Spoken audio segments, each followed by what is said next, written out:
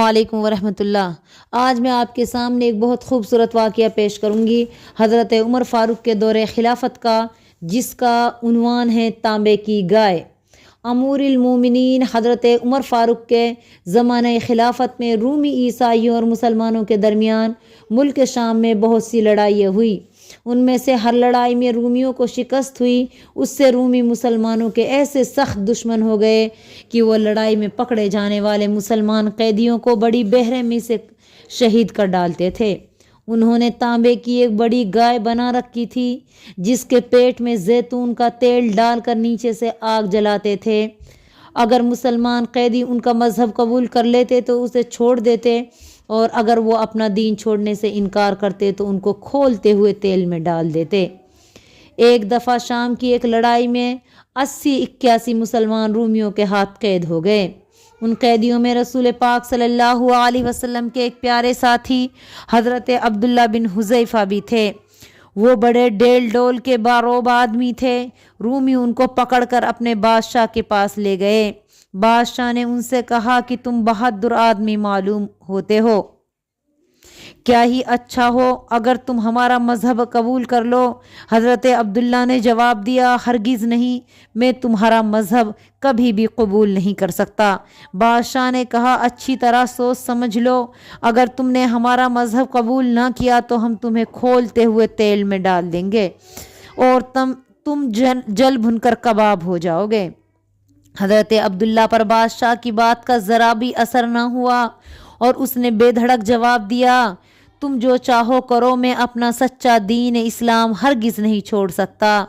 اب رومی حضرت عبداللہ بن حذیفہ کو ڈرانے کے لیے ایک اور مسلمان قیدی کو بادشاہ کے سامنے لائے۔ اس نے اس قیدی کو بھی اسلام چھوڑ کر عیسائی مذہب قبول کرنے کے لیے کہا، لیکن اس سچے مسلمان نے بادشاہ کی بات ماننے سے انکار کر دیا۔ اس پر رومی ظالموں نے اسے کھولتے ہوئے تیل میں، جو گائے کے پیٹ میں کھدک رہا تھا، اس کو ڈال دیا۔ وہ جل بھن کر شہید ہو گیا۔ حضرت عبداللہ اس کو اس طرح شہید ہوتے دیکھ کر رونے لگے۔ رومیوں نے کہا، اب موت سے ڈر کر روتے کیوں ہو؟ اب بھی وقت ہے کہ عیسائی بن جاؤ، ہم تمہیں چھوڑ دیں گے۔ حضرت عبداللہ نے فرمایا، میں موت سے ڈر کر نہیں روتا، بلکہ اس بات پر روتا ہوں کہ خدا کی راہ میں قربان کرنے کے لیے میرے پاس صرف ایک ہی جان ہے۔ اگر ایک جان کی جگہ میرے پاس ہر بال کی جگہ ایک ایک جان ہوتی تو میں ان سب جانوں کو خدا کے راستے میں قربان کر دیتا۔ رومی حضرت عبداللہ بن حذیفہ کا اتنا پکا ایمان دیکھ کر حیران رہ گئے۔ اب انہوں نے کہا، اگر تم ہمارا مذہب قبول نہیں کرتے تو نہ صحیح، صرف اتنا کرو کہ ہمارے بادشاہ کا ماتھا چوم لو، ہم تمہیں چھوڑ دیں گے۔ حضرت عبداللہ نے 3 خدا ماننے والے بادشاہ کا ماتھا چومنے سے بھی انکار کر دیا۔ رومیوں نے ان کو طرح طرح کے لالچ دیے، لیکن حضرت عبداللہ اپنی بات پر قائم رہے۔ آخر رومی بادشاہ نے ان سے کہا، اگر تم میرا ماتھا چوم لو تو تمام مسلمان قیدیوں کو رہا کر دیں گے۔ حضرت عبداللہ نے پوچھا، کیا یہ تمہارا وعدہ پکا ہے؟ بادشاہ نے کہا، ہاں۔ اس پر حضرت عبداللہ فوراً آگے بڑھے اور بادشاہ کا ماتھا چوم لیا۔ اس پر بادشاہ نے حکم دیا کہ عبداللہ بن حذیفہ سمیت سارے مسلمان قیدی رہا کر دیے جائیں۔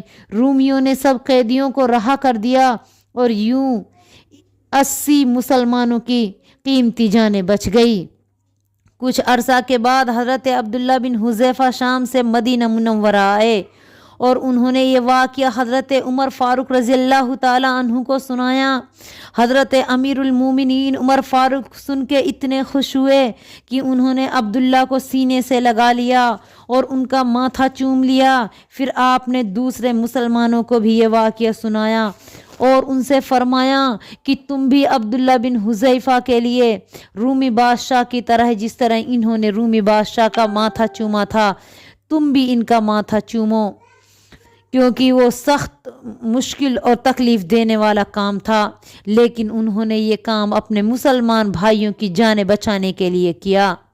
اس لیے تم بھی ان کے ماتھے کو چومو۔ چنانچہ وہاں پر موجود سب مسلمانوں نے حضرت عبداللہ بن حذیفہ کے ماتھے کو چوما اور اپنے بھائیوں کی خاطر ان کی قربانی کو ہمیشہ یاد رکھا۔ تو یہ تھا مسلمانوں کا وقار، مقام، عظمت۔ لیکن آج ہم چند پیسوں کے لیے غیر مسلموں، مشرکوں کے سامنے بھیکے مانگنے کو تیار ہیں، ان کی جوتیاں سیدھی کرنے کو تیار ہیں۔ ہمیں اپنا ایمان اس طرح نہیں بیچنا چاہیے۔ ہم مسلمان ہیں، اللہ پاک نے ہمیں عزت دی ہے۔ سچ کہا تھا کسی نے، وہ معزز تھے زمانے میں مسلمان ہو کر اور ہم خوار ہوئے ہیں تاریک قرآن ہو کر۔ آج ہم خوار ہو چکے ہیں کیونکہ ہم نے قرآن و حدیث کی تعلیم چھوڑ دی ہے۔ مسلمانوں آؤ، اللہ اور قرآن اور رسول کی رسی کو مضبوطی سے پکڑ لو، انشاءاللہ کامیاب ہو جاؤ گے۔ وَاعْتَصِمُوا بِحَبْلِ اللَّهِ جَمِيعًا وَلَا تَفَرَّقُوا کو اپنا نصب العین بنا لو، انشاءاللہ تعالی دنیا کی کوئی بھی طاقت ہمیں جھکا نہیں سکتی۔ السلام علیکم ورحمۃ اللہ۔